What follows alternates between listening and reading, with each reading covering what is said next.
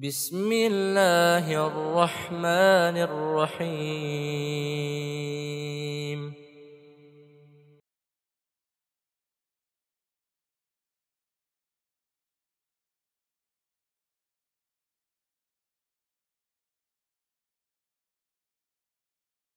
Bismillahirrahmanirrahim. Assalamualaikum warahmatullahi wabarakatuh. Innal hamdalillah nahmaduhu wa nasta'inuhu wa nastaghfiruh wa na'udzu billahi min sururi anfusina wa sayyiati a'malina. May yahdihillahu fala mudilla lahu wa may yudlil fala hadiya lahu. Asyhadu an la ilaha illallah wahdahu la syarika lah wa asyhadu anna Muhammadan abduhu wa rasuluhu la nabiyya ba'dah. Ya ayyuhalladzina amanu taqullaha haqqa tuqatih wa la tamutunna illa wa antum muslimun. Ya ayyuhan nasu taqu rabbakumul ladzi khalaqakum min nafsin wahidah wa khalaqa minha zawjaha wa bassa minhuma rijalan katsiran wa nisaa'a wattaqullaha alladzi tasaaluna bihi wal arham innallaha kana 'alaikum raqiba. Inna asdaqal hadits kitabullah wa khairul huda huda Muhammad sallallahu alaihi wasallam wa syarrul umuri muhdatsatuha wa kullu muhdatsatin bid'ah wa kullu bid'atin dhalalah wa kullu dhalalatin finnar. Alhamdulillah, mari kita bersyukur kepada Allah Subhanahu wa taala. Malam ini malam Selasa tanggal 13 bulan Zulhijjah 1442 Hijriah, 43 Hijriah. Masih dalam hari-hari tasyrik ya. Besok bagi yang rutin berpuasa 13, 14, 15 masih hari yang tahrimus shaum, diharamkan berpuasa. Kecuali paman lam yajid fasyamu salasati ayyamin bil hajjin wa sab'atin idza raja'tum tilka asyaratun kamilah. Nang boleh puasa 3 hari berturut-turut, 11, 12, 13. Orang nang kada dapat kambing di sana hendak bayar dam. Kalau kambingnya kada ada atau kambing ada duitnya kada ada, maka dibayar 10 hari ujar Allah Ta'ala. 10 hari puasanya, 3 hari di sana pada waktu haji 11, 12, dan 13. Jadi bukan semua haram hari tasyrik itu puasa. Orang yang kada dapat kambing puasa 3 hari di sana, kemudian wasab'atni idza raja'tum tambahi 7 hari setelah kembali ke tanah air. Jumlahnya 10 hari. Bapak-bapak hadirin rahimakumullah, kemudian ada 2 tawaran yang sangat menggembirakan yang diumumkan Pak Sunyoto tadi. Ada beberapa tiang kata beliau yang belum tercukupi. Ini pondasi Pak, pondasi yang luar biasa. Apabila kita menyempatkan diri untuk mendirikan satu tiang dalam satu bangunan, inilah pondasi sebuah bangunan yang Allah Subhanahu wa taala, Rasul sallallahu katakan, man bana masjidan banallahu lahu mislahu baitan fil jannah. Siapa yang membina sebuah masjid, membangun sebuah masjid, maka Allah akan bangunkan rumah di surga. Dan kali ini yang ditawarkannya tiangnya, tiang sebuah masjid. Luar biasa. Yang menggembirakan yang kedua, gulai kepala sapi terakhir. Ada. Tadi kan rasanya gulai kepala sapi kepala. Nah ya, siap-siap. Bapak-bapak hadirin rahimakumullah, dunia itu gelap kata Abu Bakar Siddiq radhiyallahu anhu. Hubbud dunya zulmah. Cinta dunia yang berlebihan itu menggelapkan hati, menggelapkan hati. Wasirajul ladzi laha at-taqwa. Dan sinarnya agar dunia itu tidak gelap, cinta dunia itu tidak gelap, adalah takwa kepada Allah Ta'ala. Takwa, tunduk dan taat kepada perintah Allah. Kita hidup di dunia,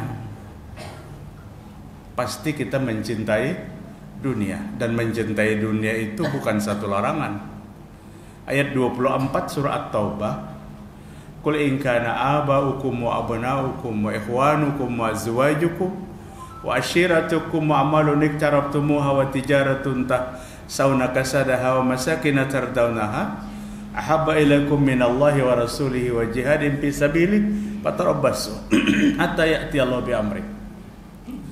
24 At-Taubah. Katakan hai Muhammad, jika bapakmu, anakmu, istrimu, saudaramu, kerabat keluargamu, harta yang kamu sayangi, bisnis yang kamu takuti kebangkrutannya, rumah luas yang kamu tinggali di dalamnya, kamu cintai 8 macam itu lebih daripada cinta kepada Allah, lebih daripada cinta kepada Rasul, lebih daripada cinta kepada jihad, fatarabbasu hatta ya'ti Allahu bi amri. Tunggu, Allah akan berikan satu keputusan. Allah putuskan satu keputusan yang mengecewakan kita. Manakala 8 macam ini kita cintai melebihi daripada takwa kepada Allah Ta'ala.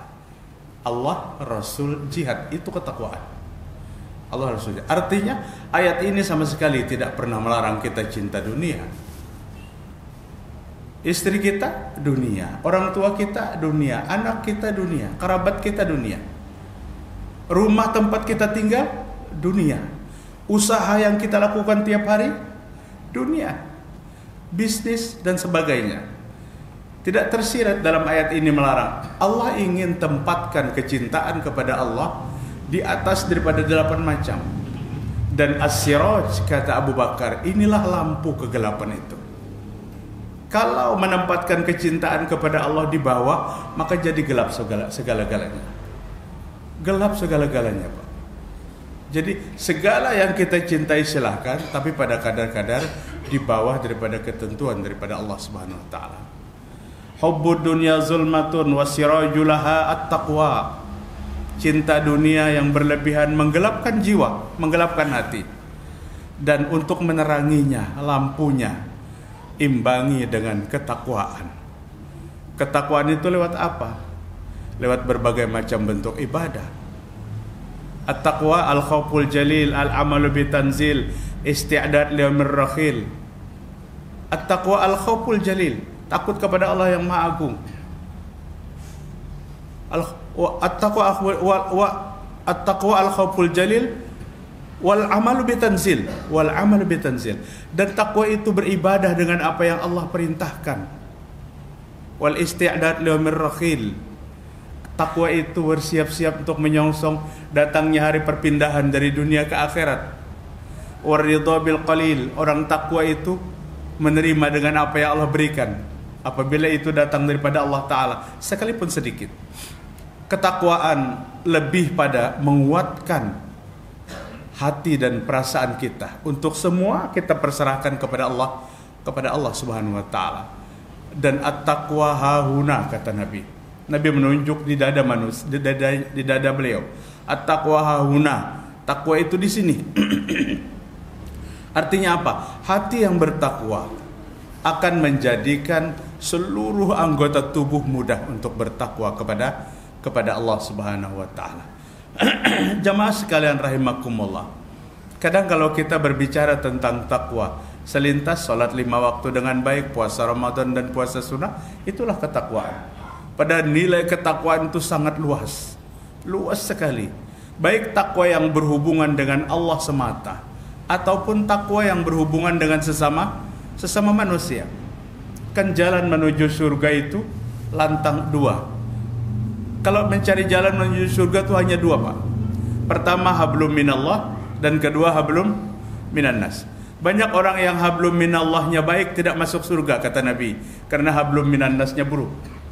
Banyak orang yang hablum minannasnya baik tapi hablum minallahnya buruk, tidak akan masuk surga. Manusia harus menggandengkan dengan baik hablum minallah dan hablum minannas.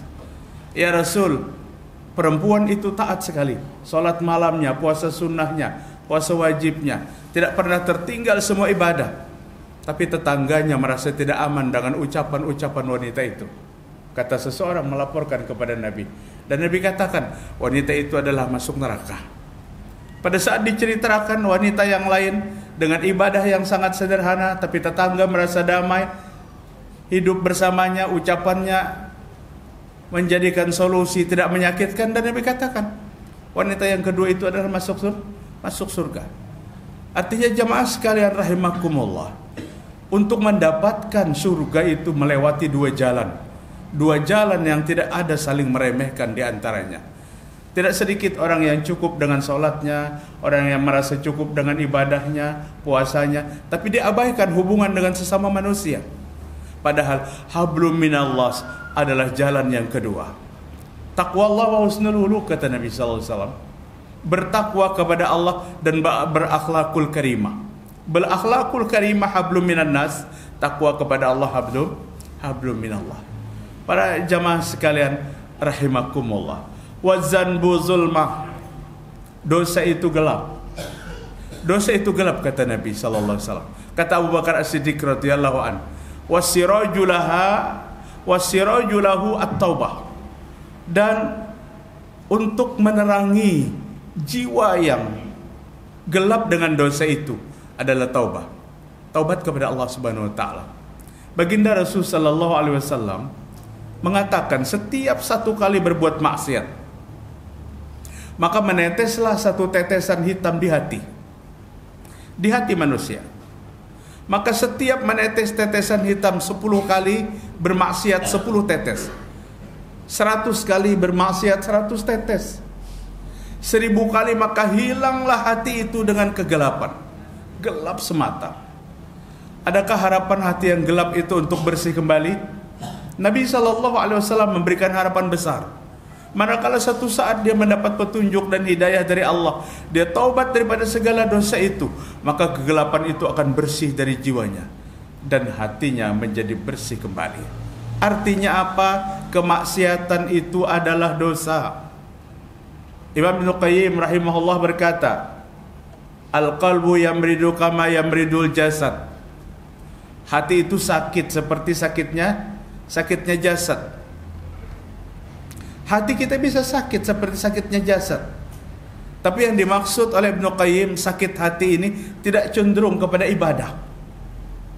Kalau kita kan sakit hati itu karena galau, macam-macam, itu yang dimaksud kita sakit hati. Tapi yang dimaksud Ibnu Qayyim, hati seseorang sakit itu tidak cenderung kepada ibadah, malas sekali kepada ibadah. Nah, al-qalbu yamridu kama tamridul jasad. Hati itu sakit seperti sakitnya jasad. Wasyifa'uhu at-taubah. Dan mengobati hati yang sakit itu adalah taubat kepada Allah. Para jamaah sekalian, kalau hati sakit itu karena dosa, karena disuruh taubat sebagai obatnya, maka yang membuat hati kita sakit itu adalah dosa. Dosa yang membuat hati kita tidak tenang. Dosa yang membuat kita berpikir kelimpungan dan macam sebagainya. Maka solusinya taubat. Nabi Muhammad sallallahu alaihi wasallam menganjurkan kepada kita untuk bertaubat sebelum mati. Karena taubat dengan istighfar dua hal yang berbeda. Padahal mungkin yang diucapkan kepada Allah sama maksudnya. Kalau taubat itu hak kita sampai habis. Karena tidak ada taubat lagi setelah kematian. 100 kali, 1000 kali, 2000 kali orang bertaubat setelah mati, tidak akan lagi didengar oleh Allah kalau taubatnya di akhirat kelak. Walau tara izil mujrimuna nakisu ru'usihim inda rabbihim Rabbana abasarna wa sami'na farji'na na'mal salihan inna muqinun. Ayat 12 surah As-Sajdah.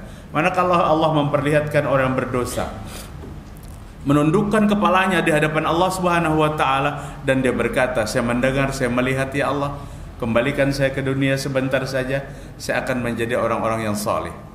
Ini pernyataan untuk ingin bertaubat. Tapi kejadian ini setelah mati, bapak-bapak.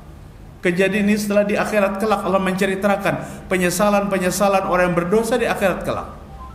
Mereka minta kebalikan di dunia bukan 1 bulan, bukan 1 minggu, 1 atau 2 hari saja. Mereka akan ambil kesempatan 1-2 hari itu, kata mufassir, untuk bertaubat kepada Allah, mendekatkan diri kepada Allah Subhanahu wa taala. Apakah taubat itu diterima oleh Allah? Tidak. Karena taubat itu tidak berlaku setelah kematian.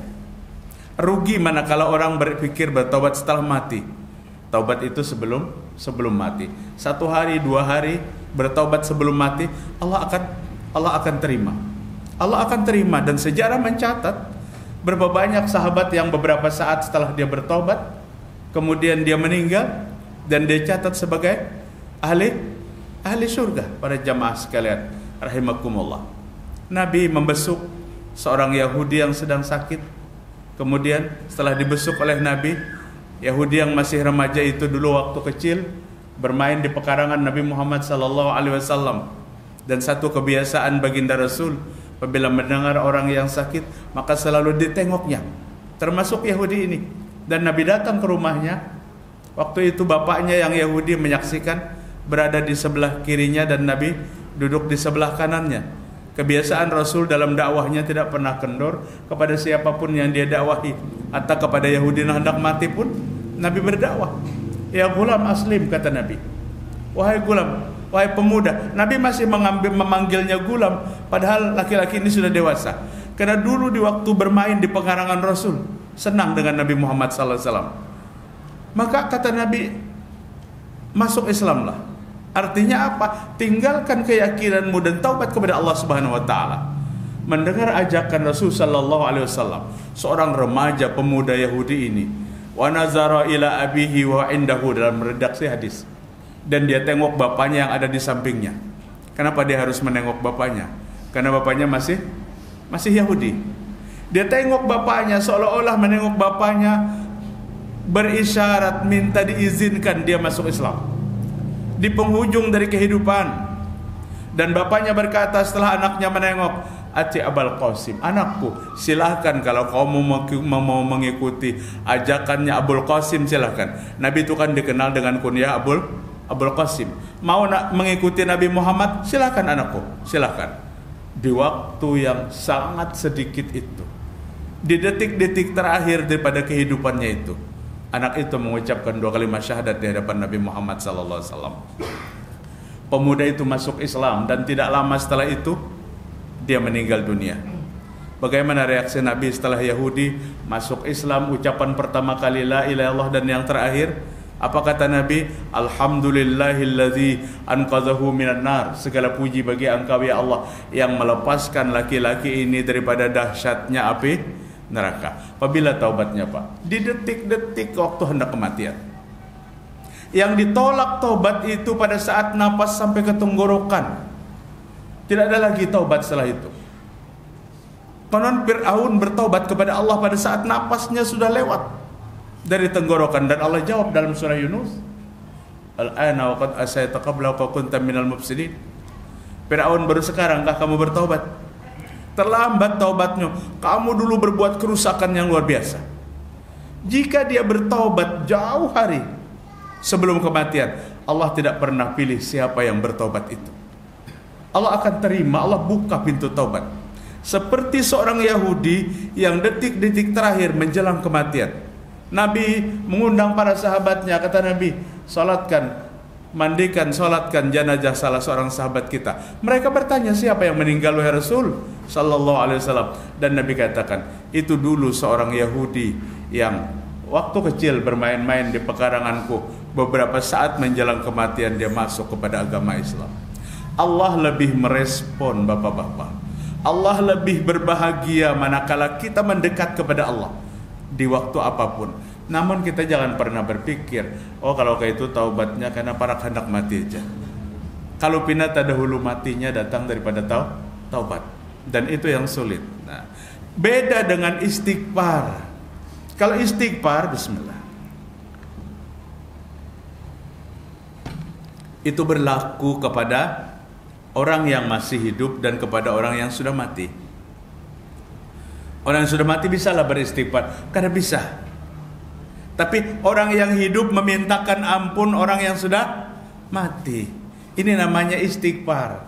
Pada saat sholat jenazah, apa yang kita baca? Allahumma ighfir lahu, Allahumma arhamhu. 40 orang kata Nabi mensolatkan jenazahnya. Kemudian 40 orang ini berdoa kepada Allah, Allahumma ighfir lahu, Allahumma arhamhu, Allahumma ighfir lahu warhamhu wa'afi wa'fu anhu, Allahumma la tahrimna ajrahu wa la taftinna ba'dahu waghfir lana wa lahu. Allah pasti memberikan syafaat. Maka orang bahari itu mencari 40 nang mensolatkan. Cuman 40 masih ada syarat satu. Asal di antara 40 nih jangan ada yang syirik. Ini yang tersulit mencari. Apalagi mun imam sholat jenazahnya nang syirik, wah parah lagi. 39 makmumnya aman, imamnya nang syirik umpamanya. Jadi di antara 40 jangan ada yang syirik. Nah, maka mendapat syafaat yang disolatkan karena apa? Karena istighfar, karena doa. Karena doa orang yang mensolatkan itu. Tapi ada syafaat jaminan dari Nabi yang kada bersyarat lagi. Apa? Solatkan jenazahnya tidak kurang dari 100 orang. Tidak ada persyaratan. Kecuali yang disolatkan mendapatkan syafaat. Dikabulkan. Artinya bagus bagi kita yang keluarganya meninggal, arahkan ke tempat-tempat solat jenazah yang melebihi daripada 100 orang. Maka ini kepastian. Pasti akan mendapatkan syafaat. Seorang anak yang membawa bapaknya, ibunya yang sudah meninggal ke masjid dan disolatkan di sana lebih daripada 100 orang, ini sebuah ketaatan, Pak. Sebuah usaha untuk menyelamatkan kedua orang tuanya. Jadi bagus. Jangan dipaksa, jangan ada nang kayak bahari kan kayak itu. Abah ini jangan disolatkan keluar rumah karena ini rumah olahan sidin bahari. Kan ada urusan olahan sidin, olahan siapa? Di zaman Rasul sallallahu alaihi wasallam tidak ada jenazah yang disolatkan di rumah kecuali ada anak-anak. Ummu Sulaim, Abu Talha bersama Nabi mensolatkan anaknya yang baru berumur setahun lebih. Tapi manakala jenazah itu orang dewasa, maka selalu disolatkan di Masjid Nabawi dan sampai hari ini di Masjid Haram, di Masjid Nabawi. Bagi kita haji dan umrah, kita menemukan tiap waktu salat ada salat jenazah. Kenapa? Karena dianjurkan oleh baginda Rasul sallallahu alaihi wasallam untuk mengikuti salat jenazah dengan jamaah yang terbanyak. Makin banyak jamaah yang mensalatkan, makin kuat jaminannya. Hadis yang diriwayatkan Imam Muslim, 100 orang dijamin yang disolatkan itu mendapatkan syafaat. Bawa solat Jumat, kebetulan orangnya banyak, solatkan di tempat. Jauh jaraknya jangan dipikirkan, yang penting kita berusaha untuk mengambil apa yang pernah Nabi sallallahu alaihi wasallam sampaikan kepada kita. Para jamaah sekalian rahimakumullah, itu yang ulun maksudkan, yang namanya istighfar itu bermanfaat bagi orang yang mati, tapi dilakukan oleh orang yang hidup. Adapun taubat itu pelaku sendiri yang meminta ampun kepada Allah Ta'ala. Biasanya taubat itu berhubungan dengan dosa-dosa khusus, dengan dosa-dosa besar yang tidak bisa diselesaikan tanpa yang bersangkutan memohon kepada Allah Subhanahu wa Ta'ala. Al-Quran menyebutkan dengan kezaliman, inna syirka la zulmun azim. Sesungguhnya syirik itu kezaliman yang amat besar. Az-zulmu salasah, kata Nabi. Yang namanya kezaliman itu 3. Pertama, zulmun la yaghfirullah. Kezaliman yang tidak akan diampuni oleh Allah Subhanahu wa Ta'ala. Apabila dibawa sampai mati, Allah tidak akan ampuni kezaliman itu. Tapi jika diselesaikan sebelum mati, tidak ada yang tidak diampuni oleh Allah Subhanahu wa Ta'ala. Innallaha yaghfirudz dzunuba jami'a. Awal ayat apa? Qul ya ibadiyalladzina asrafu ala anfusihim la taqnatu min rahmatillah. Katakan, wahai hambaku yang melampaui batas. Jamaah coba perhatikan redaksi ayat ini. Wahai hambaku pendosa. Pendosa masih Allah panggil dengan kalimat hamba. Jangan putus asa atas rahmat Allah. Jangan pernah berpikir sebesar ini dosa tidak mungkin Allah mengampuni. Ini keputusasaan. Innallaha yaghfirudz dzunuba jami'a. Allah akan mengampuni seluruh dosa-dosa. Seluruh dunia ini yang berdosa minta ampun sama-sama ke hadapan Allah. Allah sanggup mengampuni pada waktu yang bersamaan. Tidak sulit bagi Allah Subhanahu wa Ta'ala. Yang penting yang dicari, semangat untuk bertaubat itu ada pada kita atau tidak. Karena taubat ini solusi yang pasti akan kita lewati. Tidak ada di antara kita yang tidak berdosa. Dan solusinya hanya taubat. Nah, istighfar itu permohonan ampun kita dan permohonan ampun orang lain. Pada waktu itu ada salah sepasang orang tua yang Allah selamatkan. Nabi menceritakan dalam hadis yang sahih dari Abu Umamah radhiyallahu anhu,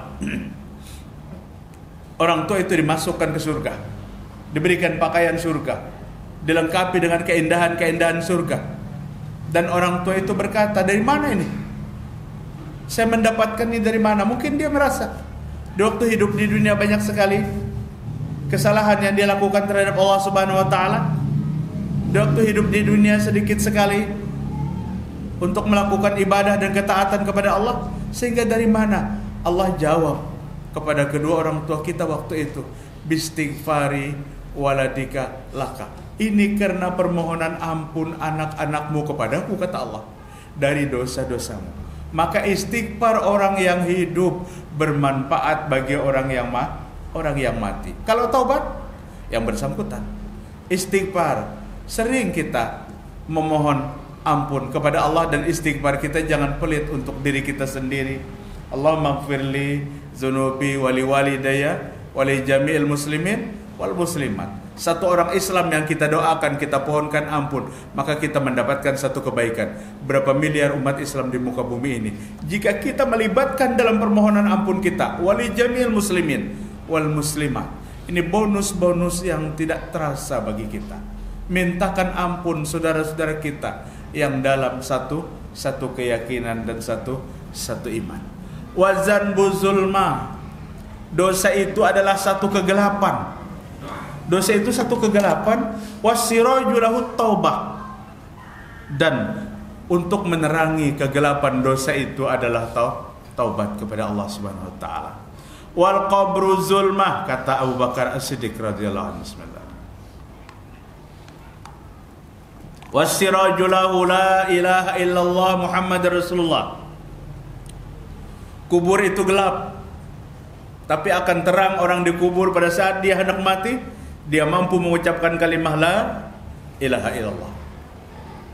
Kubur akan terang benderang di waktu kita mati, mampu mengucapkan la ilaha illallah. Yahya bin Mu'az Ar-Razi rahimahullah, seorang ulama abad ketiga Hijriah, beliau berkata, tuba liman tarakat dunya qabla an tatruka wa bana qabrahu qabla an yadkhula wa arda rabbahu qabla an yalqahu. Beruntung orang yang melepaskan dunia sebelum ditinggalkan oleh dunia. Beruntung orang yang membina kubur lebih dulu sebelum masuk kubur. Beruntung orang yang membuat Allah senang sebelum bertemu Allah Ta'ala. 3 nasihat yang sangat indah, luar biasa. Beruntung orang yang melepaskan dunia sebelum dilepaskan oleh dunia. Kadang-kadang kita lebih dulu meninggal dunia, tapi dunia masih ada, masih tidak kita lepaskan. Kita memang hidup di dunia, bekerja di dunia, tapi atribut keduniaan jangan membawa hilangnya konsentrasi kita kepada Allah untuk mengucapkan la ilaha illallah menjelang kehidupan. Kita butuh bantuan orang yang ada di sekeliling kita di waktu kita hendak mati. Orang yang ada di sekeliling kita jangan mengarahkan kepada kita untuk apa? Untuk lupa dengan kalimat thayyibah itu. Kalimat-kalimat lain tidak perlu banyak untuk diajarkan kecuali la ilaha illallah. Mungkin kita berpikir selintas, kalau la ilaha illallah kalau usah diajarkan lagi, sidin pintar aja. Oh, belum tentu. Menjelang kematian berbeda. Tidak pernah terlepas dari bimbingan dan tuntunan dari Allah Ta'ala. Dan yang hidup memegang peran penting untuk menyelamatkan, membuat yang hendak mati itu bisa diselamatkan oleh Allah Subhanahu wa taala.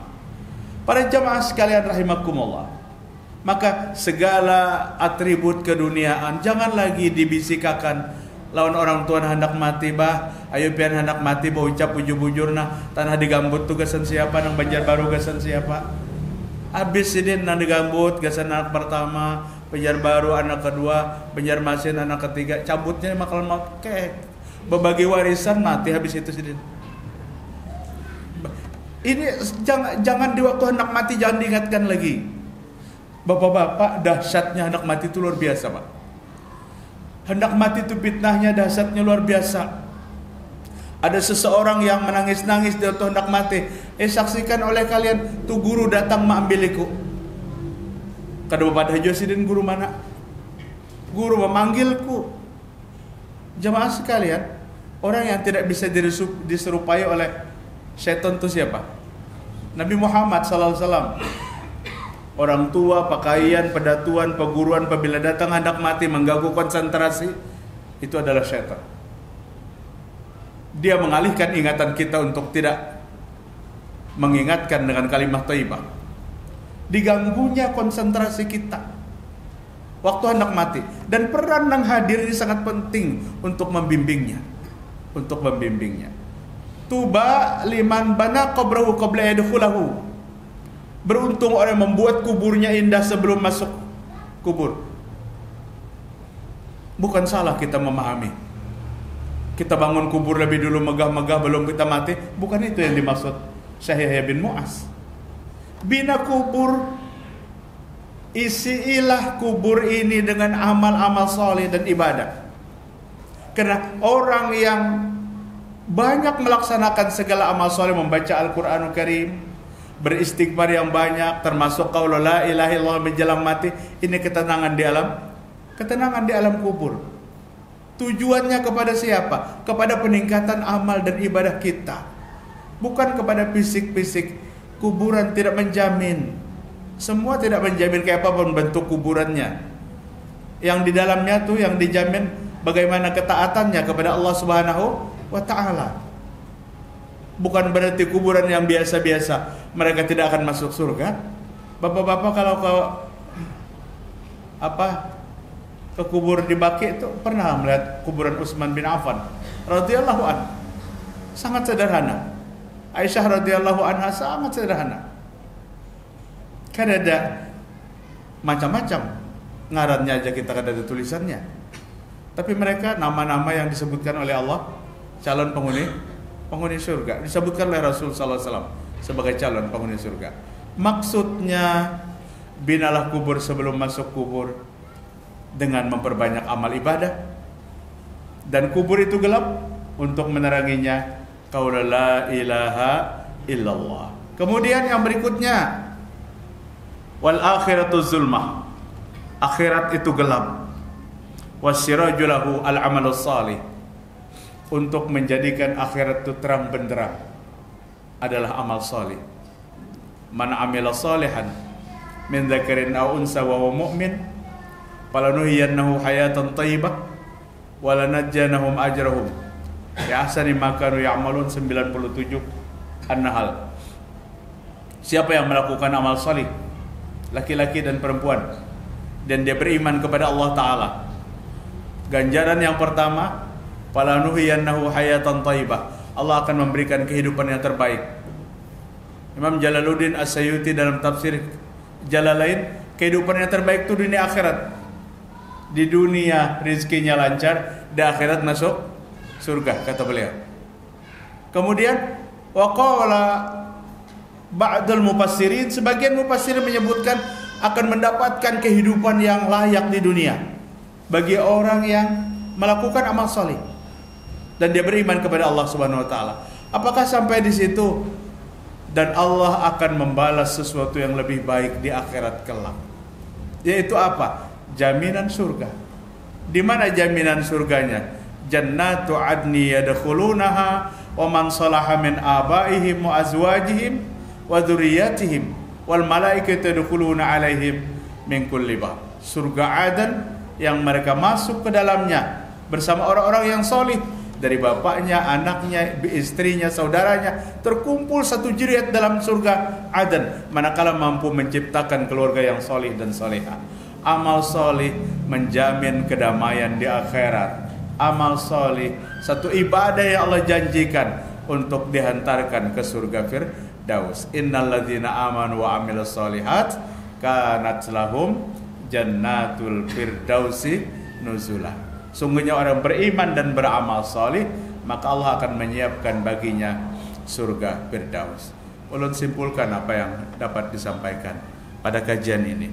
Ada 4 nasihat Abu Bakar Siddiq radhiyallahu anhu yang tertulis dalam kitab An-Nasaihul Ibad, nasihat bagi semua hamba.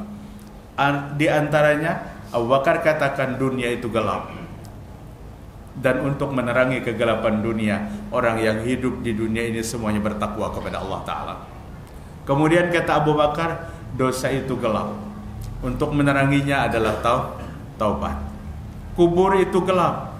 Untuk menerangi kubur itu banyak-banyak mengucapkan la ilaha illallah, lebih-lebih di penghujung kehidupan. Dan yang terakhir, akhirat itu juga gelap, dan meneranginya memperbanyak amal soleh. Semoga Allah memberikan hidayah kepada kita semua. Mudah-mudahan bermanfaat. Kita mohon Allah semoga menerima segala amal ibadah kita, mengampuni segala dosa dan kesalahan kita. Subhanakallahumma wa bihamdika, asyhadu an la ilaha illa anta, astaghfiruka wa atubu ilaik. Assalamualaikum warahmatullahi wabarakatuh.